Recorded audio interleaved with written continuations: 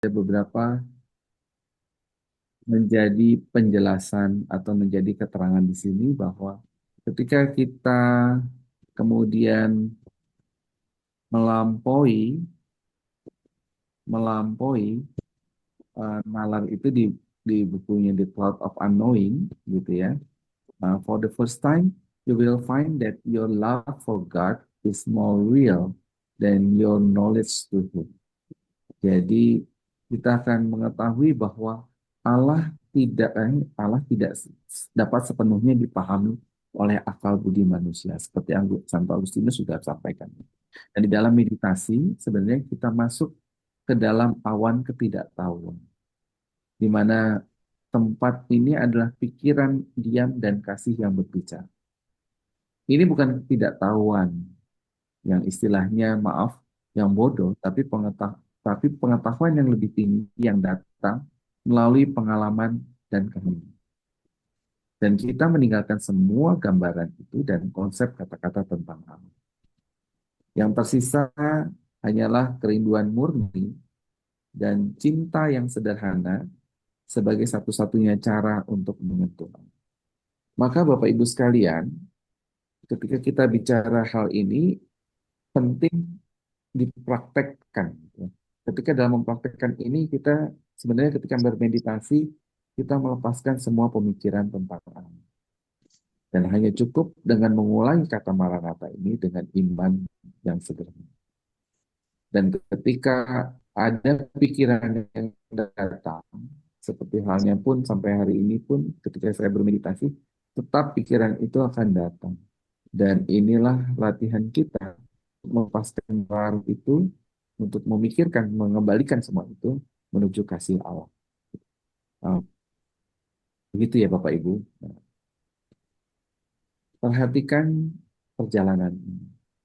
Kalau Bapak Ibu melihat perjalanan ini, the cloud to unknown, ya, ada di atas sana. Kita melepaskan semuanya tanpa harus berpikir tentang apa-apa. Karena sebenarnya Allah yang sudah hadir di dalam diri kita. Allah yang begitu mengasihi kita, Allah yang begitu mencintai kita. Kira-kira ini semoga memperjelas ilustrasi Pak. Ya, tanpa memikirkan kenapa kenapa dia begini, atau bagaimana dia melakukan itu, bagaimana dia melakukan ini, atau nanti bagaimana. So be present for today, be present for now. Itu adalah bagian dari perjalanan kita untuk menuju Allah. Nah, maka kita lanjutkan lagi bahwa harmonia dengan Allah ini melewati Maranatha sebagai mantra, sebagai jalan yang diartikan bahwa Tuhan datang saya. Ini sebenarnya adalah seruan iman yang sederhana dan penuh percaya. Sehingga mantra ini bisa mengingatkan kita bahwa Tuhan itu sudah begitu dekat, bahkan di dalam. Bapak Ibu, mengucapkan mantra dengan setia adalah jalan untuk melepaskan ego dan membuka ruang bagi Allah. Ketika Bapak Ibu melakukan hal ini, maka kemudian yang Bapak Ibu rasakan menyerahkan semuanya kepada Allah. Karena ketika kita berhenti, maka kemudian yang terjadi, kita mengambil alih lagi peran itu.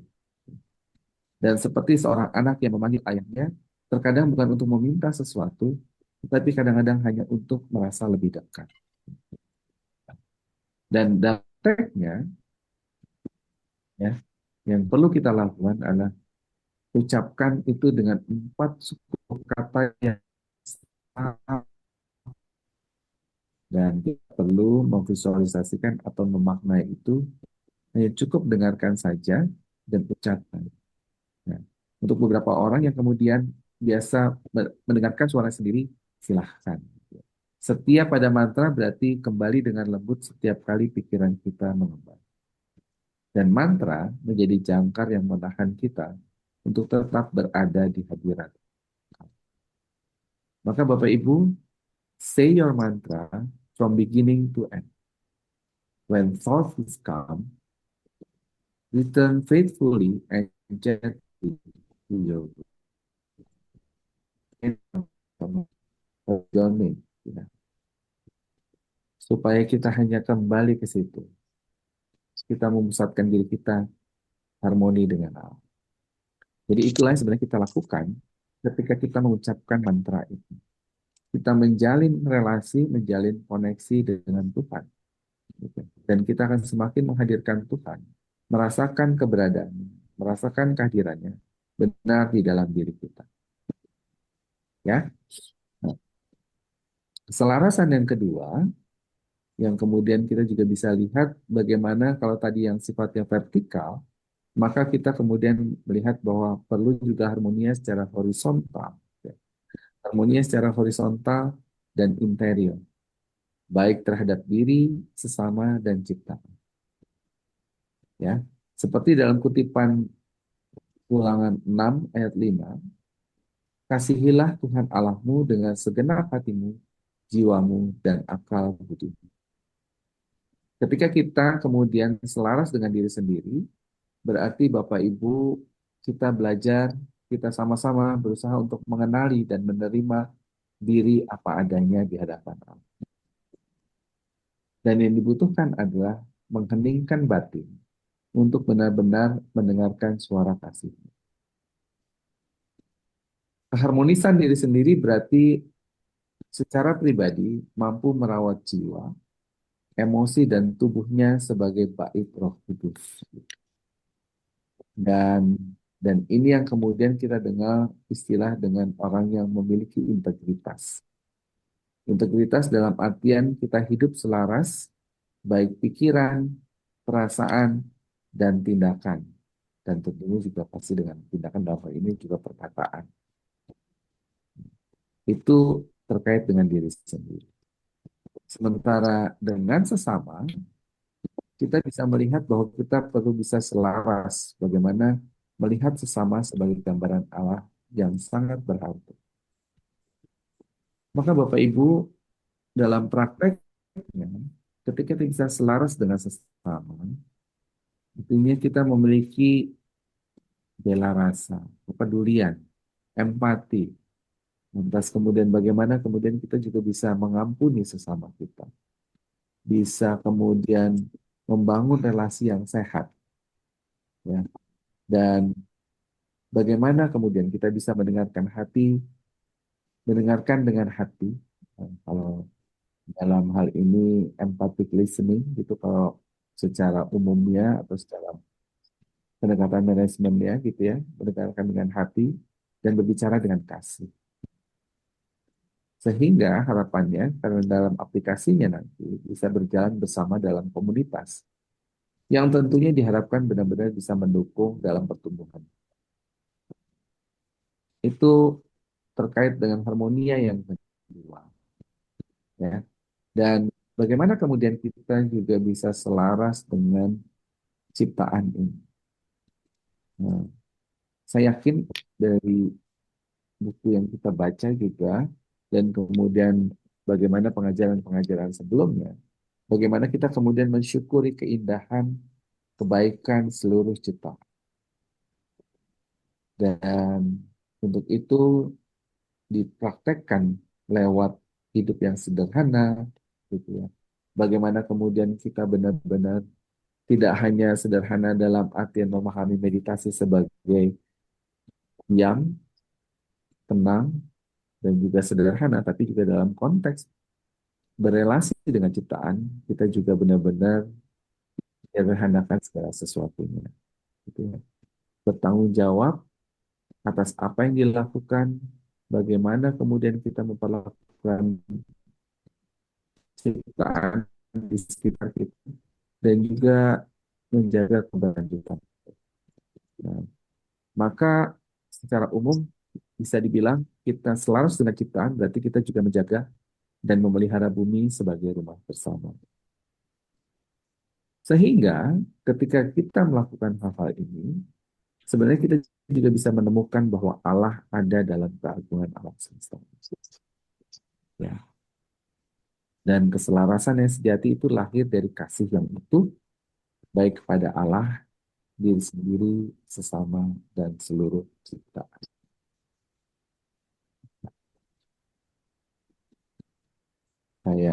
Lanjutkan. Saya akan perjelas bagaimana kemudian kita bisa selaras dengan diri sendiri. Konteks ini kemudian kita bisa kenal sebagai integrasi interior. Ya, dari ulangan 6 sampai ayat 5, bahwa integrasi interior itu adalah sebuah fondasi harmonia yang harus. Dan seringkali Bapak Ibu, bagaimana kita kemudian keterpecahan atau memisahkan. Kadang-kadang kita mau yang terlihat secara publik dan diri kita sesungguhnya kadang-kadang tidak selalu. Ya, tentang apa yang mau kita katakan dan apa yang kita rasakan antara yang ideal dan kenyataan. Maka sebenarnya meditasi ini akan membawa kesatuan batin secara bertahap. Maksudnya apa? Mulai dari hati, kita akan menyelaraskan antara perasaan dan keinginan. Dan ketika bicara jiwa, kita bisa menyelaraskan identitas dan panggilan terdalam kita. Ya. Dan ketika kita bicara tentang akal budi yang Tuhan sudah berikan, maka kita bisa menyelaraskan antara pikiran dan kebijaksanaan.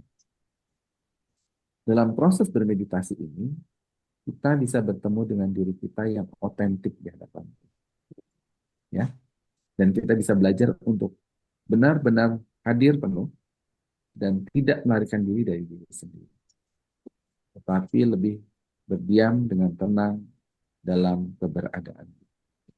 Bapak Ibu bisa lihat di sebelah kanan itu bagaimana seseorang yang kemudian sudah memiliki integrasi batin. Ya. Maka beberapa hal yang perlu menjadi perhatian, ini bagian dari refleksi kita, bahwa apakah kemudian kita sudah mengalami, eh, kalau dia sudah mulai terintegrasi batin, apakah kemudian konflik batin dan kecemasannya sudah makin berkurang. Ya. Kemudian bisa menerima hal-hal yang kemudian perlu ditingkatkan atau hal-hal yang perlu diperkuat itu tanpa penghakiman yang berlebih. Ya. Karena kita di situ tidak hanya kadang berperan jadi seorang karyawan atau pekerja, ataupun ada yang jadi orang tua, kemudian ada yang sebagai teman, atau sebagai seorang figur publik. Nah, dan hidup integritas juga diperlihatkan ketika dia sudah bisa mengintegrasikan antara kata dan perbuatannya itu selaras. Ya, kalau dia bilang saya akan lakukan, maka dia juga melakukan hal itu. Ya. Ketika dia mau lakukan kebaikan, maka dia juga tunjukkan bahwa dia akan melakukan kebaikan-kebaikan. Dan mampu berdiam saat kesendirian tanpa rasa takut. Ya. Dan kasih pada diri sendiri yang sehat, bukan lagi istilah yang bicara egoisme, yang mementingkan diri sendiri, dan bukan pula penghinaan diri. Penghinaan diri artinya merendahkan diri sendiri. Gitu ya. Jadi meditasi is a journey, adalah sebuah perjalanan dari yang banyak menuju satu, dari keterpecahan menjadi sebuah penyatuan. Gitu ya. Dari yang disampaikan oleh Father John It's a dalam journey Word from the many to the one, from the divided self to the integrated self. Ya, baik. Dan di area, coba Bapak Ibu, ini bagian untuk refleksi di area mana hidup saya yang paling tidak selaras saat ini. Dan antara apa yang saya katakan dan apa yang saya katakan. Monggo silahkan, ini bagian untuk direfleksikan. Ya. Nah, kita lanjut. Ini yang untuk lebih perjelas lagi. Apakah saya sudah mengenali diri saya dengan sangat baik? Apakah kemudian saya sudah menselaraskan itu? Ya. Nah, di keselarasan yang kedua, kita bicara tentang sesama. Ya. Maka pada Lawrence Freeman menyampaikan bahwa semakin dalam ke dalam, dan ketika semakin lebar itu berarti keluar. Ya.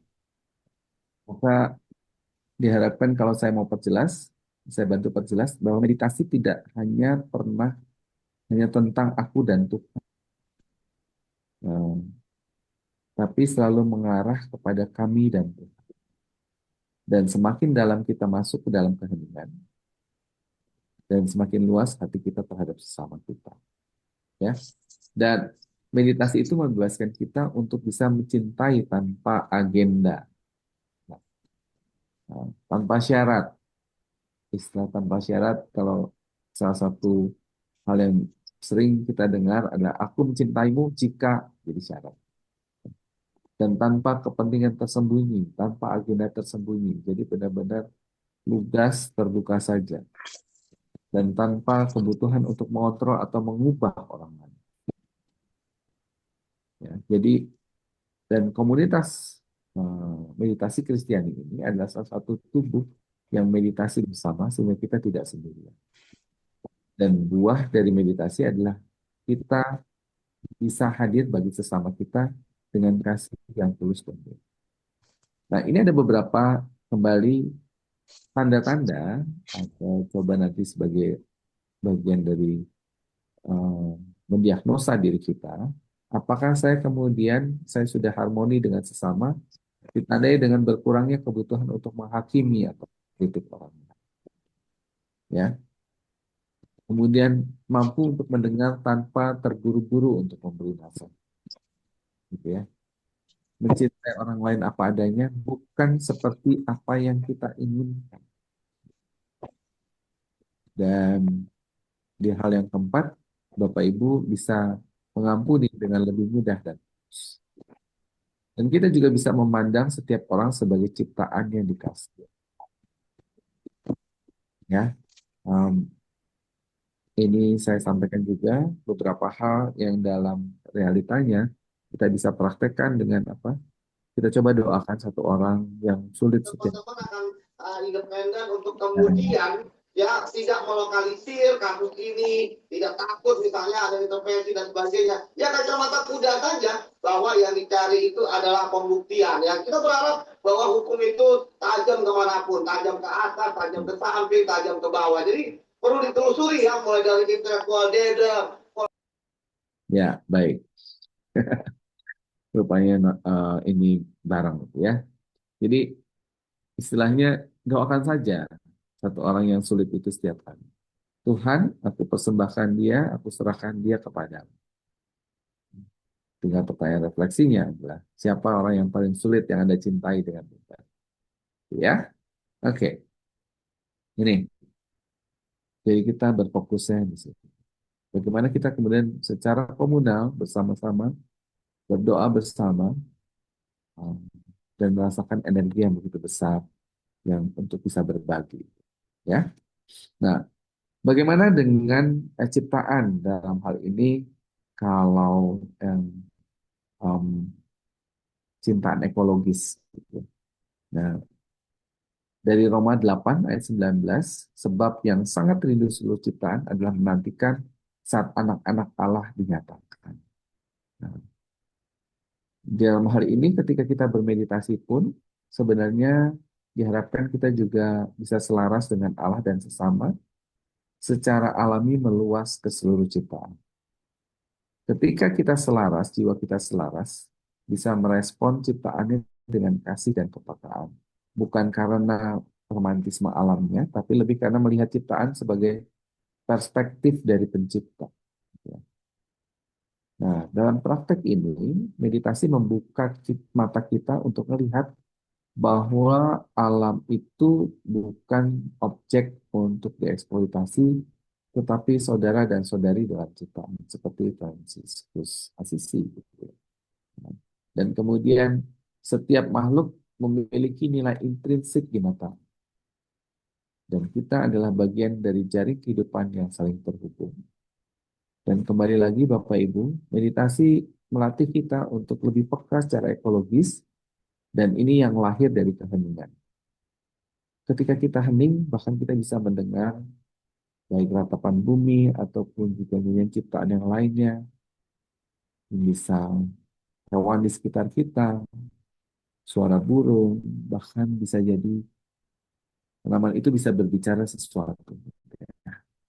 Dan ketika kita merawat ciptaan, sebenarnya adalah bagian dari upaya melakukan perpanjangan dari perintah untuk mengasihi Allah dan manusia.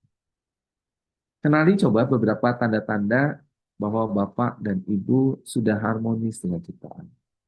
apakah kemudian kita memiliki kesadaran bahwa apa yang kita lakukan itu berdampak, ya, bagaimana kita memiliki perilaku, sikap, gaya hidup kita itu berdampak terhadap lingkungan. Ada perilaku orang yang suka membuang sampah pada tempatnya, gitu kan ya. Eh, Memastikan apa namanya, memisahkan antara plastik dan sampah yang bisa diurai, gitu ya. Nah, itu adalah bentuk kesadaran, ya, dan rasa syukur yang mendalam atas keindahan. Jadi artinya dia merawat, terus menjaga, ya, itu yang bisa dilakukan. Keinginan untuk melindungi dan merawat lingkungan. Dan bisa melihat Tuhan dalam setiap ciptaan. Baik dari bunga yang terkecil hingga gunung yang paling megah sekalipun. Dan tanda-tanda berikutnya adalah gaya hidup yang sederhana. Artinya dia hanya makan dengan apa yang dia butuhkan dan selalu bisa menyelesaikannya dengan bersih, gitu, dan menyisakan sampah apapun. Itu ya. Dan perilaku yang berhemat dan kemudian juga benar-benar memanfaatkan atau dalam hal ini tidak boros. Nah, sebagai kutipan bahwa dalam yang disampaikan Paus Fransiskus dalam Laudato Si-nya, Laudato Si-nya adalah the earth is not just our home, it is our sister, our brother, and our mother. We are part of it, and it is part of us. Jadi seperti hal yang disampaikan oleh Fransiskus Assisi, ya. Dan tinggal kemudian sebagai pertanyaan refleksi buat kita, bagaimana meditasi mengubah cara saya melihat dan merawat alam di sekitar saya.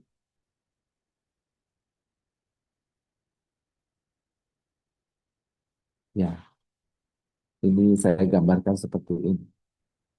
Ya, semoga makin menyadarkan kita bahwa kita perlu merawat bumi kita, gitu ya. Nah, monggo, silahkan sampai di situ dulu, sampai di sini. Saya akan menyimpulkan Bapak Ibu sekalian, ya, um, beberapa hal yang tadi saya rangkum, saya sampaikan, ya, sebagai sebuah untuk memudahkan Bapak Ibu sekalian, bahwa yang pertama kita bicara tentang masalah keterasingan ini, gitu ya, bahwa kadang-kadang di sana banyak orang yang merasa kehilangan kontak dengan diri sendiri dan hidupnya merasa berjarak dengan diri sendiri. Kenapa bisa berjarak? Karena sebenarnya yang pertama, karena yang bersangkutan menghindari tanggung jawab, ya, menghindari tanggung jawab dan membiarkan orang lain, baik situasi ataupun masyarakat, mengambil keputusan atas hidup. Ini yang pertama. Yang kedua, karena juga ada pola pikir yang masih terpecah-pecah, ya, belum menyatu. Dan kita terkadang masih suka memisah-misahkan itu. Padahal bagian diri kita itu benar-benar terlibat dalam setiap kegiatan-kegiatan itu. Ketika kita di tempat kerja, ketika dalam keluarga, ketika kita berada dalam masyarakat, ketika kita beraktivitas dalam gereja. Nah, dengan situasi itu, maka dampaknya apa? Di era sekarang, maka dampaknya manusia modern itu seringkali menjadi bingung dan kehilangan keutuhan tentang kepribadian. Nah, tinggal pertanyaan kuncinya, bagaimana kita kemudian menjalin kembali dengan diri sendiri, kontak dengan diri sendiri, dan memulihkan rasa percaya dirinya. Karena kalau terus terang tanpa kepercayaan diri, kita tidak punya keberanian untuk keluar dan bahkan bisa bertemu dengan orang. Dan bagaimana kita bisa memiliki kesempatan untuk menyatukan atau mengutuhkan itu kembali Dan jalan menuju keutuhan itu ada melalui keheningan dan kesadaran yang holistik. Kebenaran hanya dapat dipahami secara utuh, ya, secara keseluruhan. Dan pemahaman ini hanya bisa dirasakan dalam keheningan. Terus terang bahasa hanya memiliki keterbatasan, ya. Bahasa itu bicara seperti yang diungkapkan oleh Wittgenstein adalah bahasa hanya permainan kata-kata. Dan keheningan sebenarnya membuat kita sadar akan harmoni keselarasan dalam. Dan untuk bisa menjadi manusia yang utuh, di poin keempat, manusia yang utuh adalah manusia yang bisa merasakan dirinya sebagai satu kesatuan, baik pikiran, hati, tubuh, dan roh yang kemudian bisa bekerja bersama. Karena sebagai contoh, ketika kegembiraan itu mempengaruhi tubuh, tentunya itu juga mempengaruhi pikiran dan roh secara bersama. Dan sebenarnya kita adalah makhluk yang utuh yang bisa menanggapi segala kejadian dengan seutuhnya. Dan apa yang bisa dilakukan gitu? Meditasi membantu kita dalam proses pemulihan. Meditasi sebagai salah satu sarana untuk pemulihan. Ya, meditasi membantu memulihkan bagian-bagian yang terpecah itu dan mengutuhkannya kembali ke pusat diri kita. Dan dalam keheningan dan kesadaran yang penuh di pusat diri ini, bisa muncul kekuatan Roh Kudus yang membaharui, yang menyatukan dan menciptakan kembali. Nah, seperti dalam kutipan 2 Korintus 5 ayat 17, jadi siapa yang ada di dalam Kristus, ia adalah ciptaan baru. Dan apa peran roh dalam dan kesadaran? Seperti tadi di dalam ilustrasi itu, banyak orang modern yang tidak mengenal rohnya dan bingung membedakan roh dengan pikiran. Ya, roh adalah prinsip kesatuan di pusat diri dan gambaran citra Allah dalam diri kita. Dan meditasi membantu kita atau kemudian menuntun kita mengiringi langkah kita untuk memperoleh ketenangan jiwa dan tubuh. Seperti dalam buku The Cloud of Unknown. Ya, dan harmoni yang terakhir adalah harmoni-harmoni yang selaras dalam diri kita adalah cara lain bahwa doa roh Yesus itu bersumber di hati. Dan rahmat yang diberikan oleh Yesus melalui rohnya, dan itu benar-benar sukarela kita lakukan, dan Yesus lakukan, dan kita harus kenali itu. Dan kemudian bisa mulai dari. Dan penerimaan ini bukan semata-mata karena kita punya kepintaran analitis, tapi lewat keheningan dan kesederhanaan. Ya. Dan tubuh adalah bait Roh Kudus, seperti disampaikan di 1 Korintus 6 ayat 19. Dan meditasi adalah cara untuk menyadari hal ini. Sampai di situ dulu Bapak Ibu sekalian. Semoga Bapak Ibu bisa menangkap, memahami, dan semakin menyelami bagaimana kemudian keselarasan itu menjadi hal yang kemudian juga penting dan perlu kita jaga dan kemudian kita rawat dan kita latih. Gitu. Baik.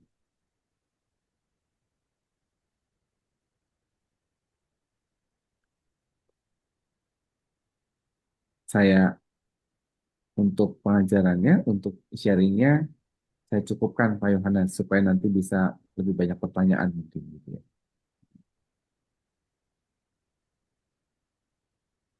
Sekali.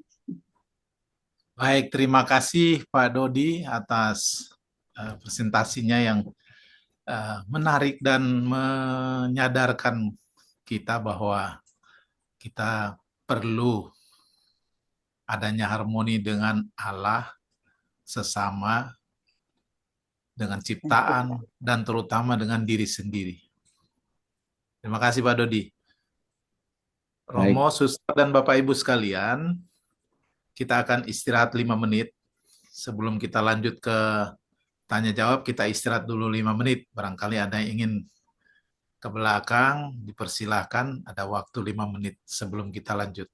Silakan Bapak Ibu, mungkin dari panitia bisa menampilkan video ya.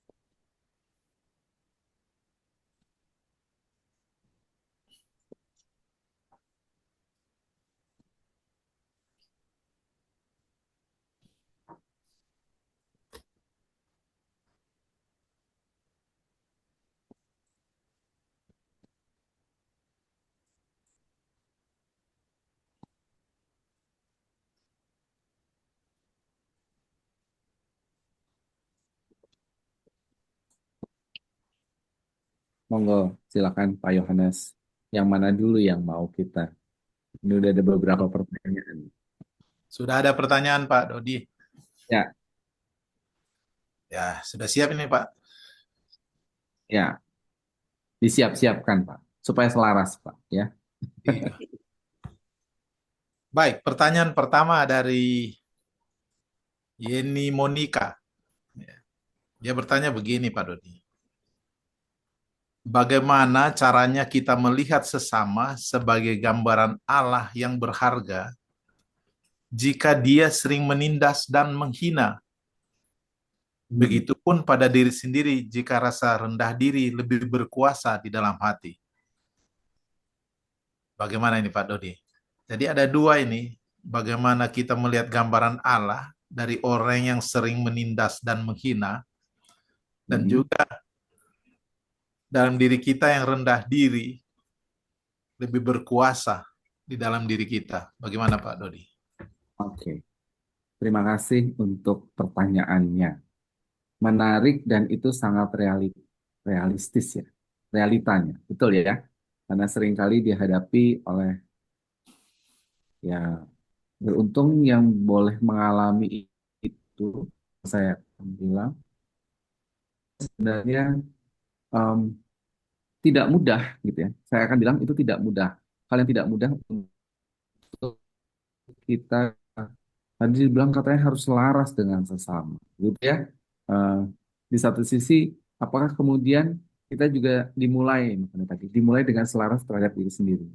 Apa yang membuat kita kemudian perlu meyakini, memahami bagaimana kita sadar betul apa yang menjadi ketidakpercayaan diri kita. Itu yang kemudian tadi kalau dari pertanyaan pertama itu sebenarnya mulai dari diri sendiri. Apakah kita kemudian sadar, apakah kemudian kita pahami apa yang menjadi kekhawatiran, karena biasanya ketidakselarasan itu karena muncul, satu karena khawatir, betul ya, yang kedua karena ada ketakutan, dan yang ketiga karena keraguan-raguan gitu. Jadi itu yang kadang-kadang membuat kita seringkali tidak selaras. Uh, takut apa yang kita lakukan, apakah itu nanti bisa membuat atau mengecewakan sesama atau mengecewakan diri sendiri. Itu yang betul. Ragu, apakah nanti yang saya buat ini adalah sesuatu yang benar atau tidak, gitu ya. Apakah sesuatu yang benar, gitu kan, bukan sesuatu yang baik. Karena seringkali ketika kita mau menegur orang, gitu, tadi misalnya tadi orang ini yang udah jelas-jelas kalau dikategorikan sebagai menindas, kalau bahasa yang ini istilahnya dengan bullying gitu ya. Nah, membuli baik bisa perkataan atau bahkan maaf perbuatan gitu ya. Apapun, apalagi sekarang dengan sosial media yang begitu tadi noise gitu ya, begitu sangat bising gitu. Nah, pertanyaannya kemudian apakah kemudian kita juga bisa merespon gitu, dengan baik. Nah, ini yang rasa saya tidak apa namanya perlu dijabarkan dengan lebih panjang, Pak Yohanes. Nanti kalau mau jawaban yang lebih lengkap, saya izin untuk bisa memabarkannya lewat tulisan supaya nanti bisa lebih clear. Karena titiknya kemudian itu tadi. Memahami satu, memahami diri saya, apakah diri saya pantas untuk apa merespon itu dengan baik. Karena seringkali orang tidak berani merespon itu, karena kan itu sesuatu yang tidak tepat atau boleh dibilang itu yang salah di mata Tuhan. Maka kemudian bagaimana kemudian kita secara tegas berani menyampaikan itu. Nah, butuh keberanian di sisi lain tadi betul yang bikin kita jadi nggak berani karena kita nggak percaya diri. Pertanyaan saya, apa yang membuat dia jadi pantas untuk melakukan itu dan dibolehkan? Maka kalau kita merasa diri kita tadi pantas dan layak di hadapan Tuhan, maka kita bisa mengedepankan kebenaran. Nah, itu sampai di titik itu dulu. Kalau nanti ada yang belum, gimana caranya memunculkan kepercayaan diri, nanti panjang kali lebar tuh. Nah, em, kita perlu bahas ada satu sesi sendiri dan kemudian gimana memaparkan dan mengedepankan itu, bahwa kemudian ya itu tadi pertama secara secara pembahasan kita malam ini, sadari bahwa Anda adalah orang yang layak dan pantas di mata Tuhan. Nah, tapi kemudian layakkan dirimu untuk di hadapan Tuhan. Ini hanya berlaku baik saja. Gitu ya. Bahwa sesama kita mengalami itu, mungkin dia juga mengalami luka yang membuat dia melakukan itu. Ya. Ketika kita semakin menyadari bahwa sesama kita mengalami sesuatu yang kurang baik, nah, kembali lagi, kita yang mengalami kasih dan karunia dari Tuhan yang begitu mulia dan besar, sudah sepantasnya dan selainnya kita kemudian membagikan bahwa Tuhan mengenalkan dia bahwa Tuhan itu penuh dengan kasih, bukan dengan ketakutan. Karena Tuhan tidak akan pernah takut. Dan kalau kita yakin berada dalam Tuhan, pasti kita akan lebih berani. Berani saja. Gitu. Nah, karena yang membuat itu, ya itu tadi, takut. Nah, pasti ada sebabnya juga. Kenapa Bapak atau Ibu, atau tanpa menyebutkan namanya ya saya bilang, mengalami ada ketakutan. Kenapa merasa tidak berdaya? Itu yang kemudian kita perlu kenali, refleksi, bercermin. Nah, prosesnya ada. Dan di Mata Skapularis ada Bu Feve dari psikolog gitu ya, yang bisa menjabarkan itu dengan sangat baik sekali, sempurna. Ya, di kesempatan ini saya eh, baru bisa memberikan gambarannya seperti itu. Kalau mau lebih lengkap, monggo silahkan nanti kita bisa diskusi lebih lanjut. Baik, itu dulu Baik, Pak Yohanes. Semoga membantu. semoga membantu ya Bu Yeni. Baik, pertanyaan berikut Pak Dodi. Apakah sebagai pengikut Kristus meraih keselarasan dalam kesadaran itu terkait dengan salib yang harus kita pikul? Artinya, bagaimana dengan kaitannya dengan hidup konkret kita ini? Cukup Oh, bisa dimengerti, Pak. oke. Ini menarik. Eh, apakah, sorry, saya ini lagi ya Pak, apakah sebagai pengikut Kristus meraih keselarasan itu terkait dengan salib yang harus kita pikul gitu ya? Nah, Iya. dan apakah itu kaitannya dengan hidup yang konkret ini? Wah, ini juga terima kasih nih, pertanyaannya menarik dan juga cukup menggelitik, bukan cuma cukup, tapi menurut saya sangat menggelitik. Kenapa? Karena uh, gini, sebentar, ini di layar saya masih bergerak. Oke. Em, ya, kalau kita lihat dalam realitanya gitu ya, em, sebenarnya kalau saya coba ilustrasikan gini ya, Bapak Ibu. Em, kalau ditanya apakah sangat terkait, pasti sangat terkait ya. Karena salib itu sebenarnya kalau saya mengistilahkan sebagai jalan konkret untuk mencapai keselarasan kesadaran ya. Eh, Coba kita lihat bahwa em, salib itu ada realitas hidup yang bisa membuat kita atau mengalatih kita untuk ya istilahnya berhenti ngelawan, masuk dalam keheningan dan membiarkan Allah menyatukan diri kita yang tadi terpisah-pisah itu. Nah, coba kita mulai dengan ini ya. Eh, Salib itu kalau saya menganggapnya atau melihatnya sebagai sebuah sekolah kesadaran. Gitu.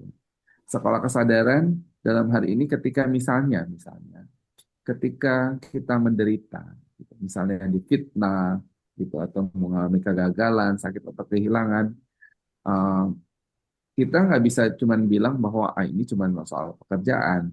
Saya pisahkan dari iman saya. Ini bukan cuma hanya masalah emosi dan nggak terkait dengan masalah. Sebenarnya ketika kita melihat salib itu, maka kita bisa melibatkan secara sekaligus bahwa tubuh kita bisa ngerasain. Kita bisa ngerasain sakitnya, nggak enaknya, tegang. Pikiran kita bisa mulai tahu bahwa kita mulai kacau dan bertanya-tanya. Dan bisa jadi hati kita juga bisa marah dan terluka. Dan roh kita kemudian bisa bisa jadi di situ akan bertanya, Allah ada di mana? Nah, salib ini yang kemudian menjadi media untuk mengintegrasikan semua. Nah, kita diarahkan untuk jadi lebih utuh. Nggak bisa pura-pura lagi bahwa hidup ini bisa dijalani pisah-pisah. Kita mesti berdiri sebagai satu kesatuan di dalam Allah dan realitas. Itu langkah pertama, ya. Dan kemudian kalau kita kenapa salib itu dibutuhkan? Karena em, ya Karena yang manusia itu punya kecenderungan untuk lari dari keutuhan. Terkadang banyak orang di luar sana yang lebih suka hidup dalam ilusi, gitu. Bahwa kita bisa ngendaliin semuanya, bahwa kita cukup kuat, bahwa kadang-kadang kita nggak perlu Allah. Dan salib yang menghancurkan ilusi itu. Dan kita bisa berteriak seperti Yesus yang di kayu salib, Allahku, Allahku, mengapa engkau meninggalkan aku? Nah, ini sebenarnya adalah jeritan, kalau boleh dibilang, teriakan tentang kesadaran penuh bahwa di situ juga ngelihat bahwa Yesus tuh nggak pura-pura kuat, dia ngakuin realitas bahwa penderitaan itu dengan utuh, ya. Dan tepat di keutuhan itu Allah membangkitkan dia. Ya. Dan jadi juga perlu dilihat bahwa salib itu adalah jalan menuju kebangkitan. Ya, kalau nggak ada salib, nggak ada kebangkitan. Ya. Dan dengan salib, kebangkitan adalah pengalaman. Kita mati terhadap ego kita, kemarin sudah dibahas, dan bangkit melalui ciptaan baru yang selaras dengan Kristus. Semoga membantu ya Bapak Ibu sekalian. Ya.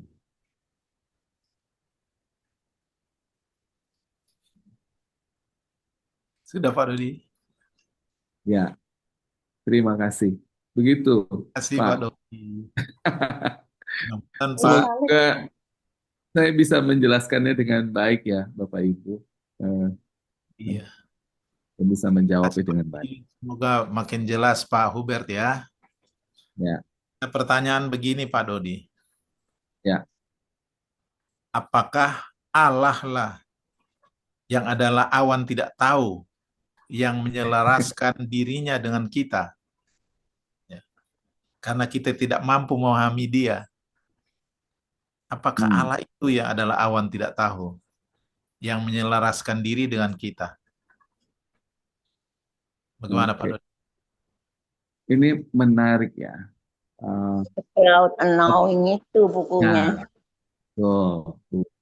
Jadi ini pertanyaannya menurut saya butuh pemahaman yang sangat luar biasa ya untuk bisa menanyakan ini gitu ya. Jadi saya sangat impress dengan ini. Jawaban saya akan bilang bahwa jawaban langsungnya iya. Nah, hanya dengan nuansanya kita perlu lihat dengan sangat penting. Bukan berarti Allah yang menyesuaikan diri dengan kita, seperti kita kayak kita pakai baju, mau beli baju kita nyesuaiin bajunya, nah, dan melainkan sebenarnya Allah itu yang ada Allah di dalam awan ketidaktahuan itu, ya, yang dia justru kitanya menurunkan dirinya, dia inkarnasi dalam bentuk rahmat dan untuk menjangkau kita di titik di mana kita yang paling utuh, yaitu kapan? Ketika di pusat kesadaran kita yang hening, ya.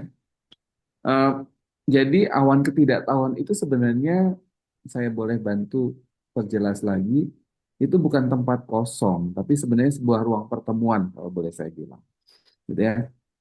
Nah, bahwa memang di bukunya tadi disampaikan betul, The Cloud of Unknowing itu memang mengajarkan bahwa Allah itu tidak dapat dijangkau, gitu ya, dijangkau oleh pikiran, dalam hal ini akal atau bahkan bahasa. Ya, kenapa Allah berada di balik awan yang gelap itu? Karena keterbatasan kita. Karena kadang-kadang kita punya keterbatasan dan tidak mampu memahami hakikatnya. Ya, dimana ya disitulah keajaiban Bapak Ibu sekalian. Awan itu sebenarnya adalah sebuah ruang di mana Allah bisa bertemu dengan roh kita. Ya. Lewat apa? Lewat cinta dan kesadaran yang murni. Ya. Karena di bukunya, di penulisnya bilang bahwa engkau tidak dapat menjangkaunya dengan pikiran, tetapi dengan cinta engkau dapat meraihnya. Nah, jadi kalau pertanyaannya apakah Allah menjelaskan diri dengan kita, jawabannya iya. Hanya kemudian Allah nggak pernah kehilangan keutuhan. Allah nggak pernah berubah jadi manusiawi agar cocok dengan kita, melainkan Roh Kudusnya yang bekerja di dalam pusat diri kita, gitu ya. Dan itu yang akan menarik kita ke tingkat kesadaran yang selaras dengan kehendak. Nah, pertanyaannya kemudian memang gimana Allah menyesuaikan dirinya dengan kita? Ya, coba kita ini. Kadang-kadang cara kita yang belum tepat adalah kita nurunkan Allah ke dalam kotak pikiran kita. Jadi itu tidak tepat. Sebenarnya yang perlu dilakukan adalah dengan cara Allah yang benar, Allah menurunkan dirinya dalam inkarnasi Yesus dan Roh Kudus yang tinggal dalam bait tubuh kita. Ya. Nah, kemudian di situ juga Allah menyelaraskan roh kita dengan realitasnya yang kekal itu, sehingga kita tidak dipaksa lagi mencocokkan, tapi apa? Mengalir dalam kehendaknya Dia. Dan Allah pakai keheningan itu untuk menyapa kita. Karena bahasa itu terlalu sempit untuk menampung semua kelimpahan. Jadi kalau pakai bahasa, mau dijelaskan pakai bahasa apa? Mau diperjelasnya dengan apa? Jadi ibaratnya gini deh, ya Bapak Ibu. Bayangkan Bapak Ibu, ya yang buat yang bisa berenang gitu ya, sedang berenang di lautan. Ya, Bapak Ibu nggak bisa memahami seluruh samudra itu dengan pikiran kita. Tapi kemudian ketika Bapak Ibu berhenti melawan arus dan membiarkan dirinya mengapung, lautan sendiri yang akan menopang dan mengarahkan kita. Dan itulah cara Allah menyesuaikan diri. Dia itu jadi medium, dia itu jadi perantara. Lewat apa? Roh Kudus yang menopang kita. Bukan agar kita bisa paham dia, tapi agar dia hidup, agar kita hidup di dalamnya. Gitu ya. Dan poin yang terakhir ini yang saya mau sampaikan adalah bukan kita tidak mampu memahami dia, itu sebenarnya bukan berarti itu halangan, tapi justru sebagai sebuah anugerah. Justru ketidakmampuan itu yang membuat kita memahami Allah justru bisa membebaskan kita. Eh, Jadi kalau Allah itu hanya bisa dipahami dengan pikiran, berarti itu cuma sebatas konsep. Dan doa akhirnya cuma sekedar jadi sebuah analisa saja. Dan karena Allah melampaui pemahaman itu, maka satu-satunya jalan untuk bersentuhan, berelasi dengannya adalah lewat apa? Keheningan, cinta, dan penyerahan diri seutuhnya. Begitu ya Bapak Ibu, semoga membantu. Gitu ya. Baik. Baik Pak Dodi, terima kasih Pak Dodi. Ya. Semoga yang bertanya cukup mendapat penjelasan ya. Kita lanjut ke pertanyaan berikut Pak Dodi ya. Ya. Ada ini. Dari Ibu Rina di Bandung, bagaimana cara mengetahui apakah cobaan yang sedang kita alami itu adalah salibnya yang harus kita Ya. pikul, atau karena kealpaan kita? Contoh, semua sudah dilakukan sesuai SOP, tapi selalu dicari kesalahan-kesalahan untuk menyudutkan kita. Ini realitas kita begitu dalam pekerjaan nih banyak. Gimana Pak Dodi? Ya. Ya. Menarik ya Bapak Ibu sekalian. Eh, Ya kayaknya kita udah kerjain bener ya gitu ya. Tapi kenapa kok seringkali gitu ya. eh Ini saya kadang-kadang kalau maaf Bu. Jadi ya itu realitanya gitu ya. Realitanya tidak mudah gitu ya. Eh, saya kasih beberapa hal ini ya. Saya sharingnya beberapa hal ini. Coba kita lihat. Em, Kalau dalam konteks ini, kalau pertanyaannya kemudian gini.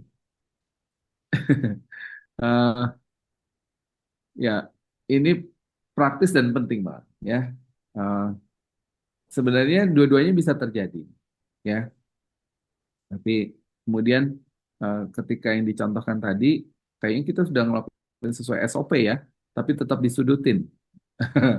Bisa jadi itu sebenarnya salib, bukan hukuman atas kealpaan gitu ya. Jadi ini yang kemudian kita lihat, bedakan antara salib sama konsekuensi dari kelalaian. Ya.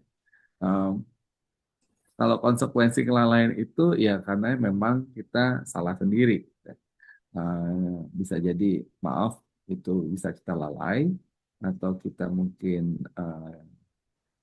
tidak cermat atau ceroboh, nggak tanggung jawab atau bahkan mungkin melanggar prinsip. Nah, tapi ketika salib gitu ya, kalau saya bilang ya, itu adalah penderitaan karena kebenaran.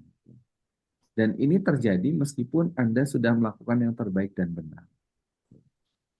Ya, itu esensinya. Terus kemudian kalau kita bicara dari tujuannya sebagai konsekuensi dari kelalaian itu ada sebenarnya bagian dari koreksi atau disiplin dari Allah agar kemudian kita bertobat dan bertumbuh. Lihatnya kalau sebagai itu. Tapi kalau kita melihat itu sebagai sebuah salib gitu ya, penderitaan karena kebenaran itu tujuannya untuk memurnikan, pemurnian ya. Anda menderita karena kebenaran bukan karena kesalahan ya. Jadi tolong dilihat dari dua sisi ini. Dan kalau ada itu karena murni karena kelalaian kita gitu ya, konsekuensi dari kelalaian kita, pasti ada pelajaran jelas yang bisa dipetik. Oh ya berarti saya mesti lebih hati-hati.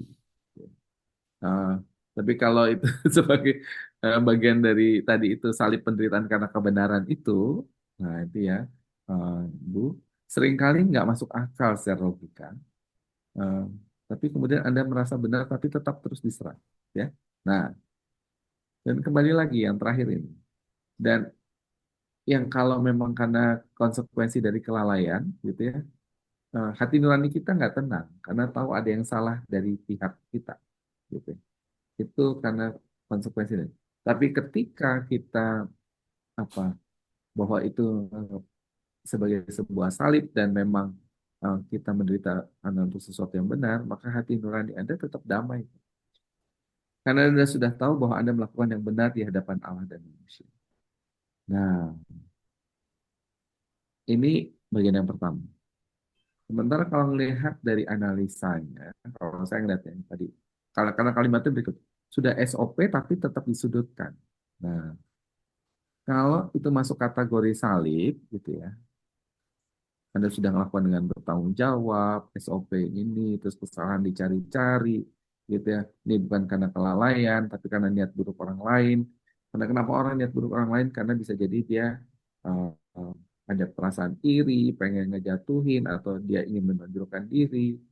Dan kemudian juga, kalau kata gue itu berarti kita jadi sasaran buat ketidakadilan, bukan karena kita salah loh ya, tapi karena kita dianggap sebagai ancaman buat mereka. Nah, maka ada dua gitu ya,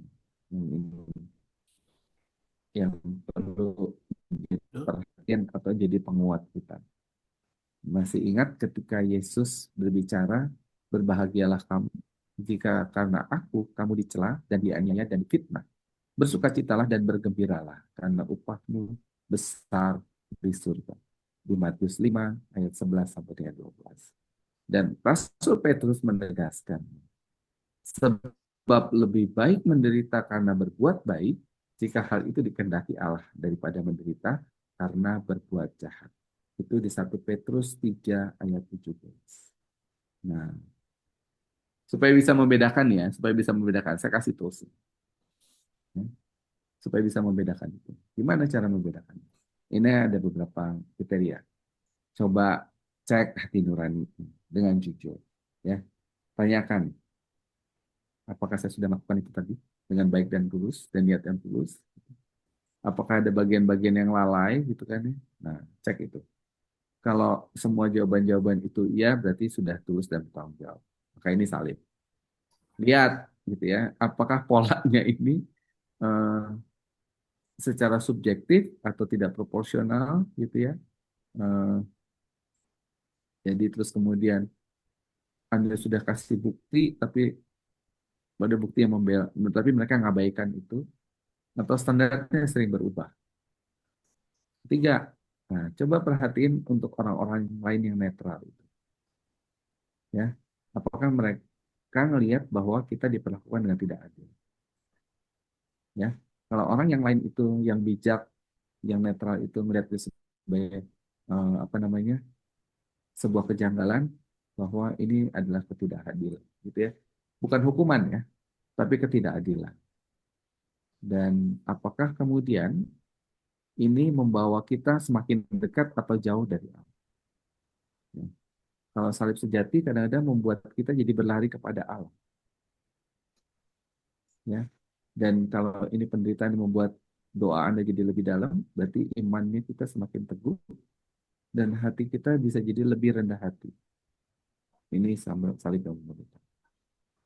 Dan ya poin terakhirnya adalah apakah ini buah dari penderitaan.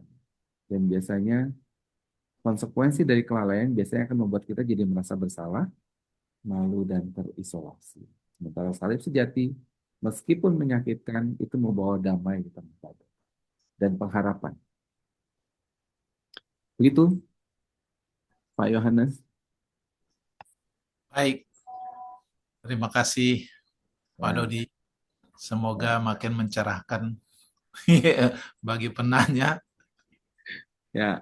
Saya cuma Ya, sampaikan satu kunci lagi. Jangan kalau memang perlu cari dukungan. Arti cari dukungan itu jangan isolasi diri. Ceritakan sama pembimbing rohani atau mungkin juga pasangan atau rekan yang bijak, dan semoga mereka bisa memberikan perspektif dan dukungan doa. Gitu ya. Jadi tenang saja. Gitu.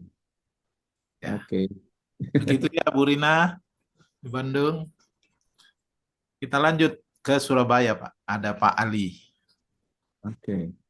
Jika ini pertanyaan begini, menarik ini, Ya. menggoda saya untuk berpikir. Jika Hmm. kita tidak mampu memahami Allah, apa artinya ajaran-ajaran gereja, kitab suci, doa-doa? Ya. Jika kita tidak mampu memahami Allah, apa artinya ajaran-ajaran gereja, kitab suci, dan doa-doa, Pak? Begitu, Pak. Wow. Kayak waduh, ini eh, pertanyaannya terus terang terima kasih buat pertanyaannya. Sangat kritis, nanti mungkin bisa dibantu juga sama Romo untuk bisa menjawabnya ini, gitu ya. Hanya kalau dari perspektif saya yang sangat terbatas ini, Bapak Ibu, em, ya, kalau kita tidak mampu memahami Allah, terus apa artinya ajaran gereja, kitab suci, dan doa-doa? Oke, rasa-rasanya itu kadang-kadang jadi pergumulan kita, ya. Nah, terus eh, ajaran gereja, kitab suci, dan doa itu bukan penjelasan tentang Allah, ya, yang bisa kita pahami dengan akal, melainkan seperti apa ya, peta gitu ya, tongkat dan bahasa yang menuntun kita untuk bertemu dengan Allah, ya. Nah, itu yang kemudian em, dalam konteks ini the cloud of unknowing, gitu ya. Ya, saya bahasnya dari perspektif itu dulu, bahwa kitab suci itu bukan jawaban tapi jalan. Banyak orang yang bisa membaca kitab suci, eh, dan kadang-kadang ada di luar sana yang orang kadang-kadang membaca kitab suci itu kayak buku ensiklopedi gitu ya. Buku yang kalau kita pahami benar, kalau kita segala tahu segala sesuatu tentang dia. Padahal realitanya apa? Ya enggak, bahwa eh, ya saya belum membaca kitab suci secara benar, belum membaca kitab suci secara utuh. Itu yang saya harus akui dan bisa. Hanya kemudian kalau yang saya pahami adalah kitab suci adalah kesaksian tentang bagaimana Allah itu berinteraksi dengan manusia satu dalam sejarah, dan tujuan utamanya sebenarnya mengarahkan kita kepada Kristus. Gitu. Itu ini ya. eh, jadi itu sebenarnya seperti peta lah, menunjukkan kita jalan menuju Allah itu seperti apa. Dan peta itu kan sebenarnya bukan tujuan itu sendiri, gitu. Dan Alkitab itu membantu atau mengajak kita atau membuat kita bahwa kita terbatas, dan itu bisa membawa kita pada keheningan di hadapan misteri Allah. Ya, Eh, contohnya misalnya Santo Agustinus saja bilang, jika Anda memahaminya, itu bukanlah Allah. Ya, dan di dalam kitab suci memang ada paradoksnya. Allah itu dekat tapi jauh. Allah itu Bapa yang lembut tapi juga Hakim yang adil. Allah itu maha kuasa tetapi jadi lemah di kayu salib. Kenapa? Karena Alkitab nggak ingin kita memahami Allah secara logis, tapi kita merindukan Dia dan mencintai Dia melebihi pemahaman kita, gitu ya. Nah, hal yang kedua, bicara tentang ajaran gereja, ya, ini sebenarnya juga bukan apa namanya, ya bukan penjara gitu ya, tapi sebagai pagar pengaman. Kalau kita tahu ajaran gereja itu apa, ada dogma, katekismus, sama tradisi, ya. Eh, Sering kali difahami sebagai definisi yang mati, membatasi kebenaran. Padahal ini sebagai pandangan, sebagai pagar yang melindungi kita agar kita tidak tersesat dalam perjalanan. Jadi ya, eh, itu yang kedua. Jadi misalnya contohnya bahwa ajaran Yesus adalah Allah sejati dan manusia sejati, bukanlah teka-teki untuk dipecahkan, tapi adalah pintu masuk. Yesus itu adalah wajah Allah yang bisa kita lihat, sentuh dan dengar. Ya, bahkan setelah melihat Yesus, para murid pun tidak sepenuhnya paham tentang Dia. Mereka hanya kenal Dia. Ya, dan pengenalan itu yang membawa mereka untuk tadi penyembahan yang diam di hadapan Yesus. Dan saya mau juga ajak melihat bahwa doa itu kita sebenarnya bicara soal kehadiran, bukan ritual atau permintaan. Jadi doa itu adalah jembatan karena ketidakmampuan kita dan kerinduan kita, ya. Dan doa itu adalah menghadirkan seluruh diri kita di hadapan Allah dalam kehidupan. Ya, doa hanya diam dan hadir di hadapan Allah. Karena Allah sebenarnya lebih mengenal hati kita daripada kata-kata kita. Doa itu berarti mengizinkan Allah untuk mengubah kita melalui kehadiran. Dan doa adalah hubungan dengan Allah yang lebih dalam daripada kata-kata. Ya. Dan hubungannya ketiganya itu yang menuntun kita pada tadi itu, pada awan ketidaktahuan. Ini dari buku, saya melihatnya dari perspektifnya buku The Cloud of Unknowing, ya. Nanti bisa jadi Romo juga akan boleh membantu menjelaskan menyempurnakan gitu ya. Karena kembali lagi, jadi saya simpulkan bahwa kitab suci itu memberi kita peta untuk mengetahui bahwa Yesus adalah jalan, kebenaran, dan hidup. Ya, dan peta itu bukan tujuan, tapi menuntun kita pada tujuan. Ajaran gereja memberi kita pagar pengaman agar kita tidak tersesat di perjalanan. Ya, dan ajaran gereja itu memberikan perlindungan. Sementara doa memberi kita kekuatan dan arah untuk terus melangkah, ya, dalam iman meskipun kita belum melihat jalannya dengan jelas. Ya, contohnya ilustrasinya gini, Bapak Ibu sekalian. Tiga hal ini seperti guru yang mengajar anak kecil membaca. Ya. Anak kecil ini nggak bisa langsung baca buku filsafat, tapi guru biasanya akan ngasih buku bergambar, terus kemudian kata-kata sederhana, bahkan cerita-cerita. Tujuannya sebenarnya guru ini bukan untuk membuat anak kecil ini jadi ahli buku, tapi anak kecil ini jadi mencintai membaca dan mampu melihat dunia dengan pengetahuannya sendiri. Jadi ketika Allah memberikan kita kitab suci, ajaran gereja dan doa, sebenarnya bukan membuat kita jadi ahli teologi yang memahami Allah, tapi sebenarnya membuat kita jadi mencintai Allah dan hidup di dalam hadirat. Dan semoga semua yang kita lewati dan kita bisa berdiri telanjang di hadapan Allah tanpa teologi, tanpa dogma, tanpa kata-kata, hanya cinta yang murni. Gitu ya. Semoga ini membantu. Begitu Pak ya. Baik. Terima kasih Pak Dodi. Semoga Pak Ali di Surabaya cukup tercerahkan ya.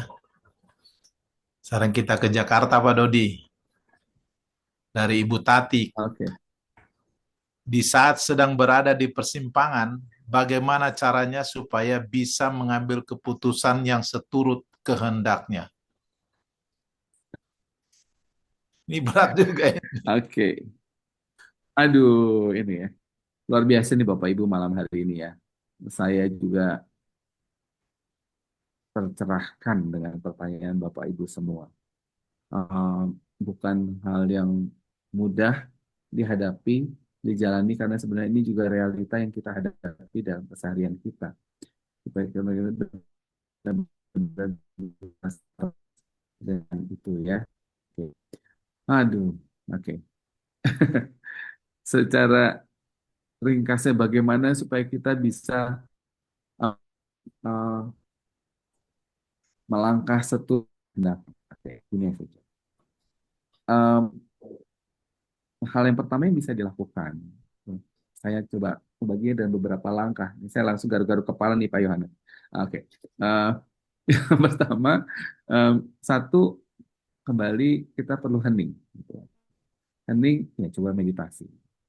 Eh, Tarik nafas, tenangkan tubuh dan pikirannya, eh, kembali lagi ucapkan mantranya, Maranatha.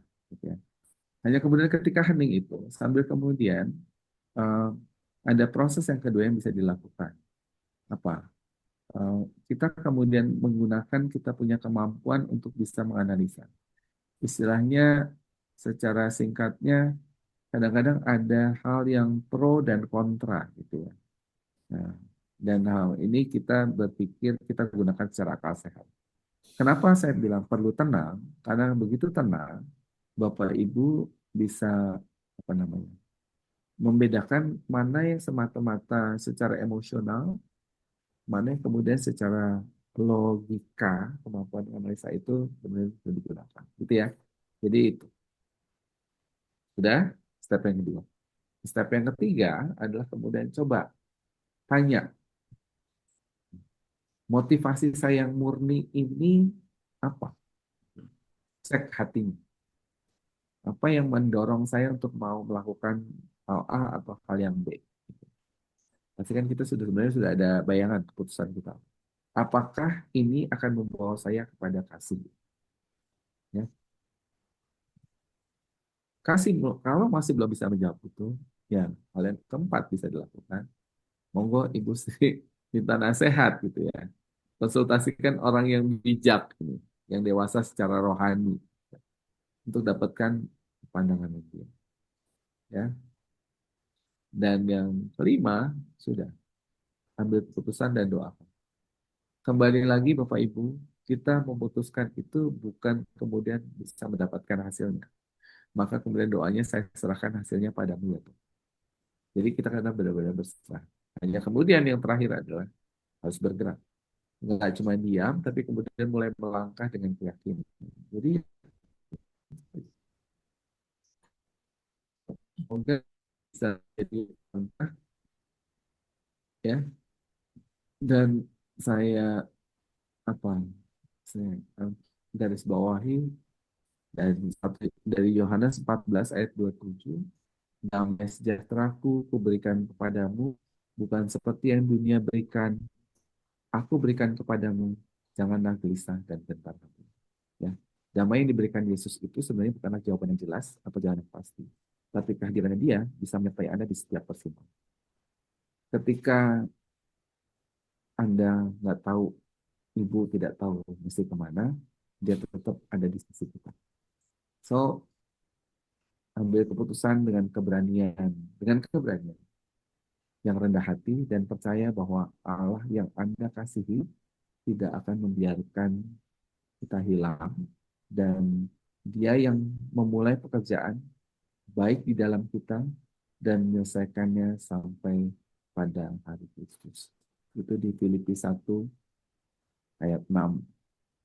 Bu, keputusan yang terbaik yang Ibu buat itu adalah keputusan yang Ibu putuskan dan menurut pertimbangan Ibu. Nggak pernah ada keputusan yang salah.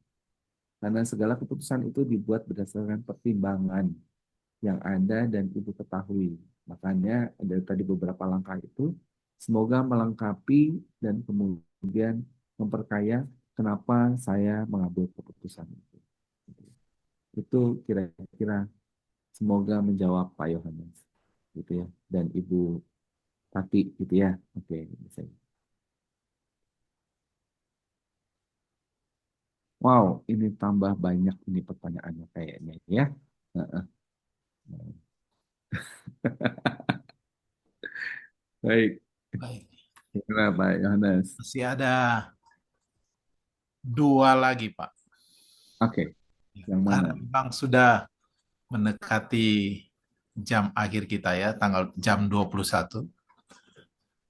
Eh, Pertama, apakah bisa disebut pikul salib jika orang tua yang selalu beda pendapat sehingga sering terjadi pertengkaran, tapi masih mau tinggal sama kita?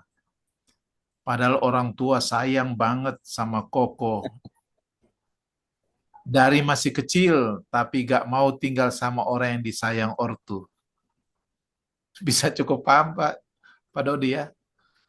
Apakah masih bisa disebut pikul salib keadaan begitu, Pak?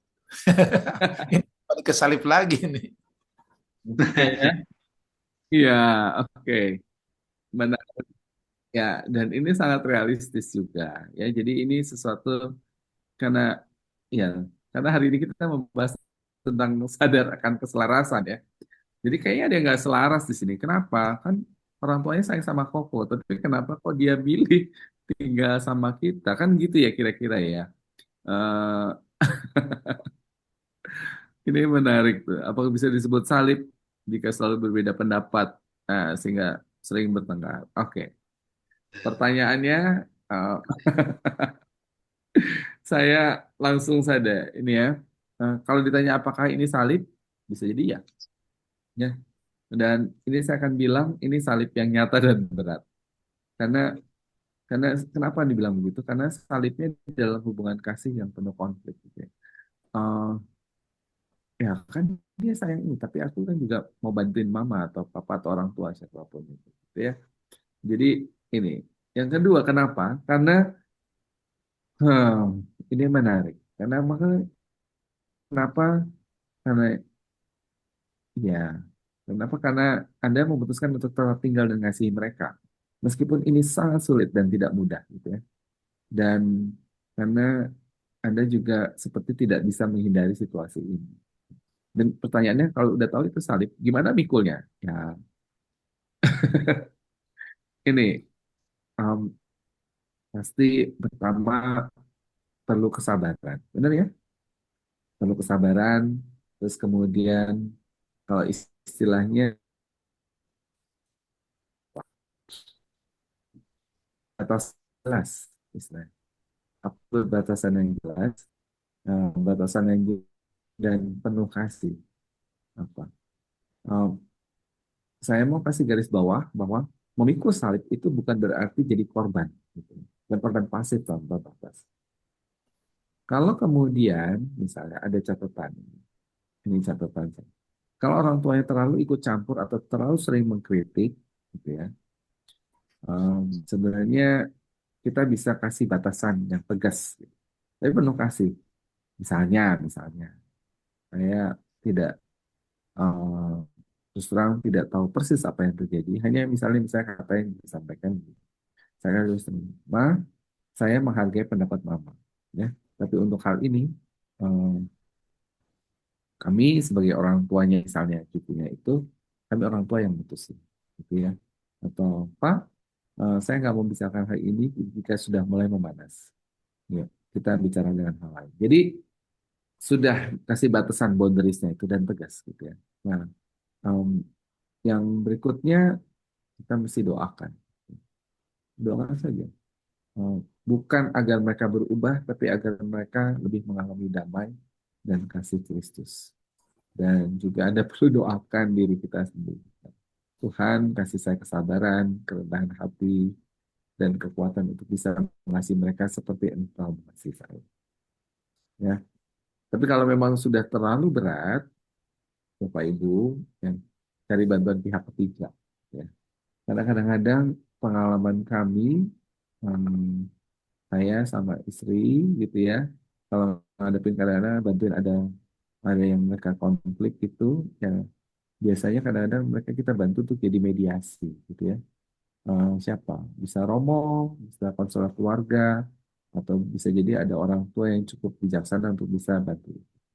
Ya, istilah saya yang seperti ini ya biasa saja, normal saja. Karena ketika kita minta bantuan, justru itu adalah bentuk bagaimana kita menunjukkan kerendahan hati.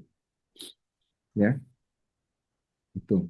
Dan supaya lebih menguatkan, lebih menguatkan. Ya.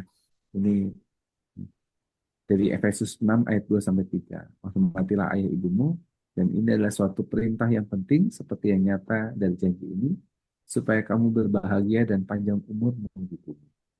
Dan sebagai orang-orang pilihan Allah yang dikuduskan indikasinya, kenakanlah belas kasihan, kemurahan, kerendahan hati, kelemah lembutan, dan kesabaran. Sabarlah seorang terhadap yang lain, dan ampunlah seorang akan yang lain. Dan itu yang kedua dari Kolose 3. Ya.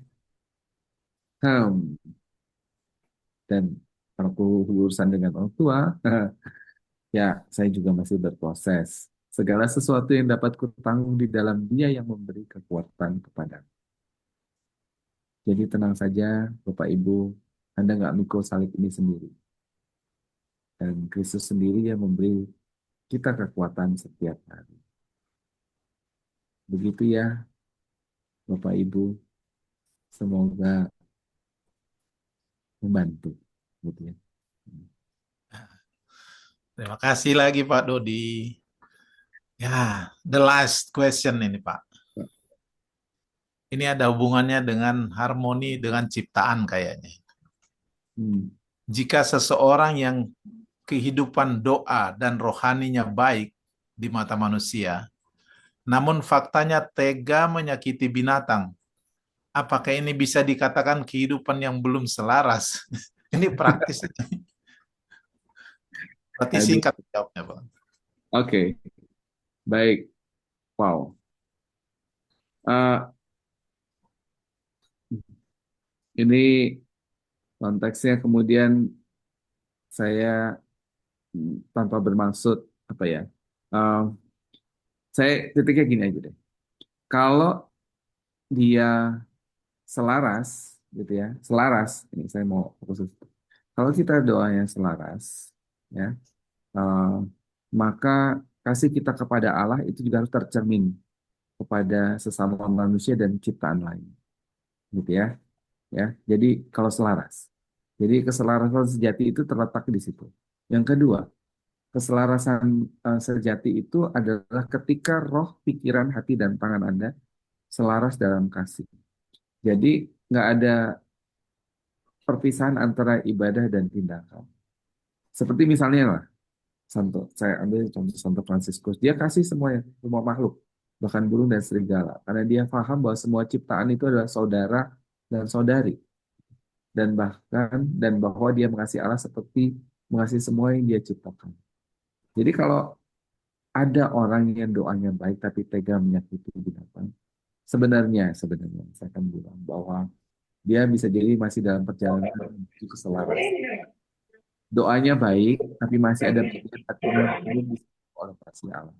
Dan ini panggilan buat dia dan bagi kita semua untuk terus bertumbuh, terus diubah. Termasuk cara kita memperlakukan makhluk terkecil itu mencerminkan kasih Kristus. Ya, di 1 Korintus, tertutup dengan 1 Korintus 13. Kasih itu sabar, kasih itu murah hati, ia tidak cemburu, ia tidak melakukan yang tidak sopan dan tidak mencari keuntungan diri sendiri. Dia tidak pemarah dan tidak menyimpan kesalahan. Dan kasih yang seperti ini juga berlaku untuk ciptaan Tuhan yang lain. Kira-kira begitu ya Pak Yohanes ya. Pak Dodi, akhirnya kita tiba pada penghujung acara kita. Terima kasih sekali lagi Pak Dodi. Bapak Ibu sekalian, mungkin kita akan foto dulu bersama. Selanjutnya nanti akan kita lihat ada pengumuman dari panitia. Ya. Silakan ambil foto dulu.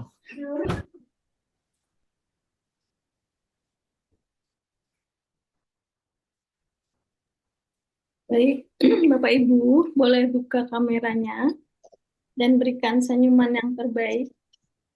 Semoga dengan senyum indah, kehidupan kita semakin selaras. 1,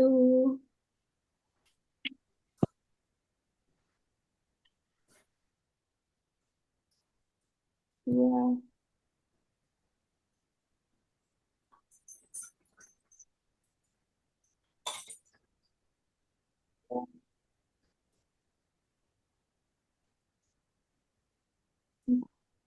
Oke, terima kasih.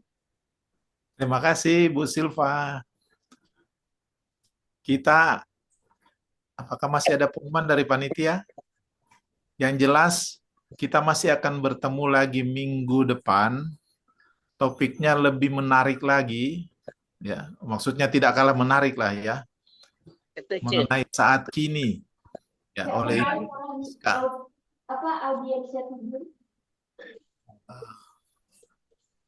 mari kita siapkan hati kita. Apa ada Ada pengumuman, Pak Yohanes. pengumuman? Ya, oke, silakan.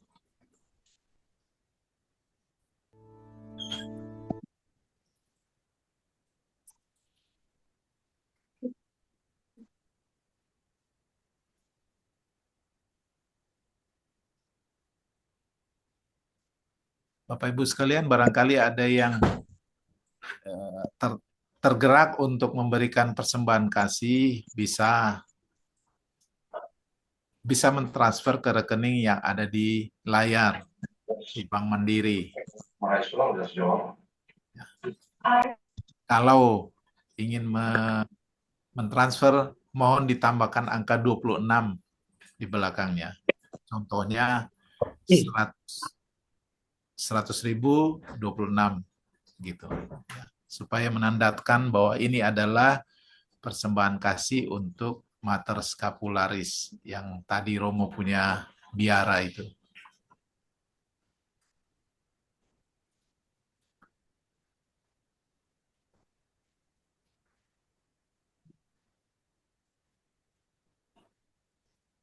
Ini ada rekoleksi meditator lansia.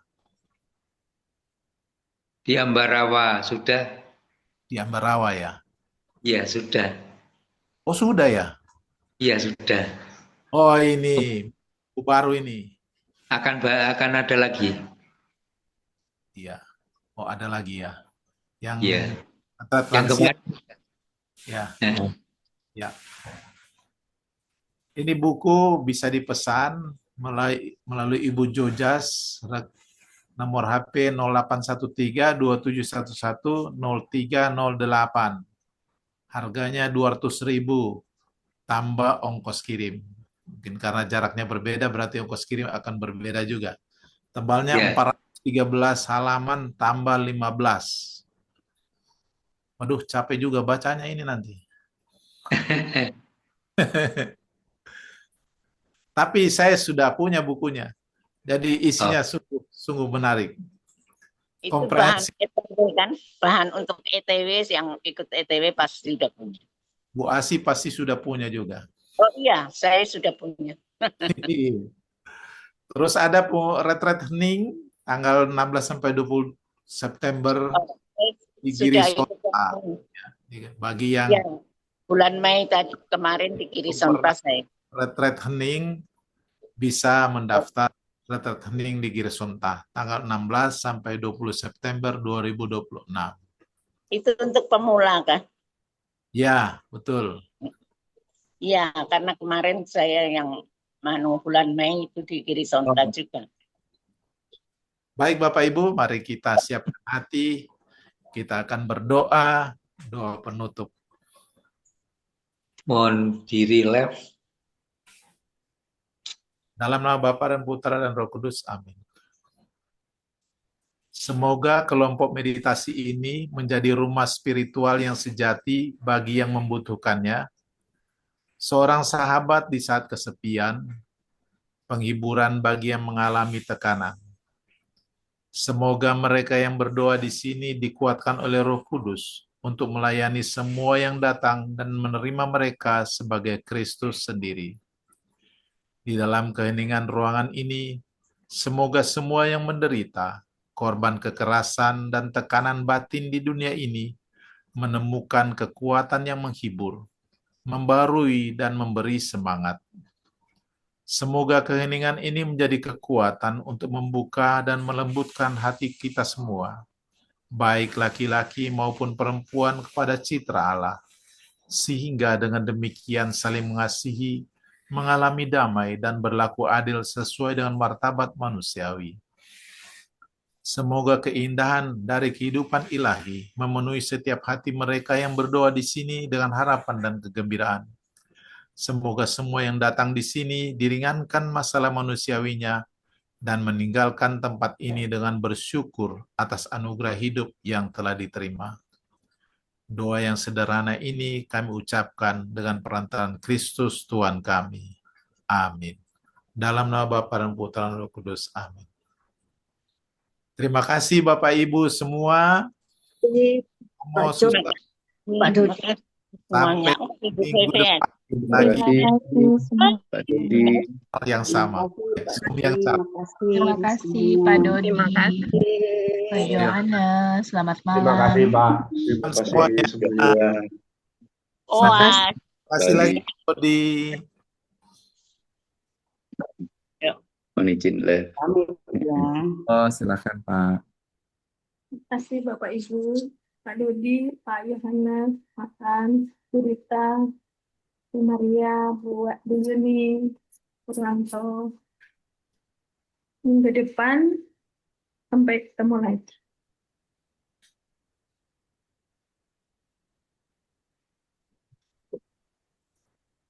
Kenapa di Zoom saya jadi hitam ya, Bu? Pak, Agak gelap Pak. Belum ada sinar dari depan.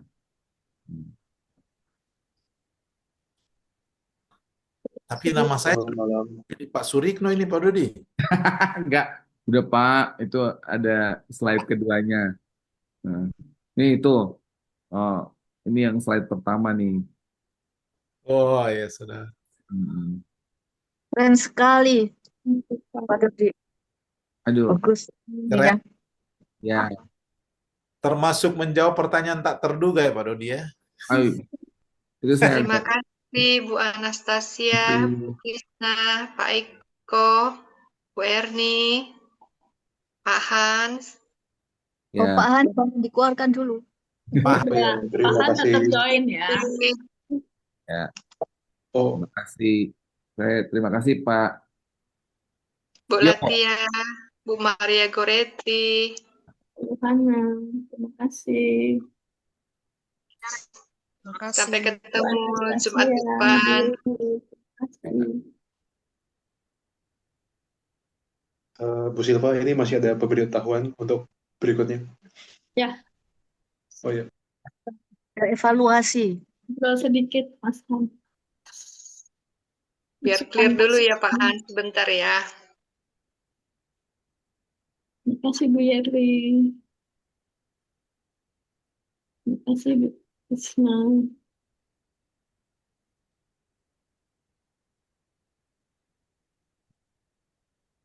Terima kasih Bu Narni. Ya, terima kasih. Narni ini koordinator MK Sidoarjo.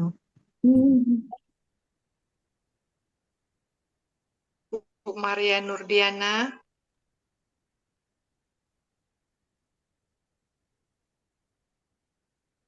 Udah. Udah kayaknya clear ya. sudah cukup. Ya. Nah, clear. Tidak tinggal 10 nih ya intinya. Ya. Ya. Ya. Wih, Ya. pertanyaan hari ini luar biasa. Pak Jo, Bapak Ali Subito itu saya. Itu namanya bokap saya. Maaf. Enggak, itu sengaja aku ini supaya namanya ganti-ganti. Kalau Bu Bebe terus nanti orang jadi ini. Jadi mohon maaf, nggak izin. Nanti kalau Sebetulnya saya namanya bikin enggak usah Pak disebut. Sugito.